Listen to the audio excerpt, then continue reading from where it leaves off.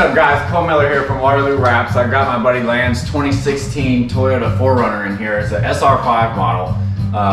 We have got it fully disassembled now, pretty much, besides the rear view camera area thing, but we've got the fender flares off, we've got the door handles off, we've got the roof rails off, all the window trim, literally everything. This is a white vehicle, so we're going to have to do a full disassembly on this.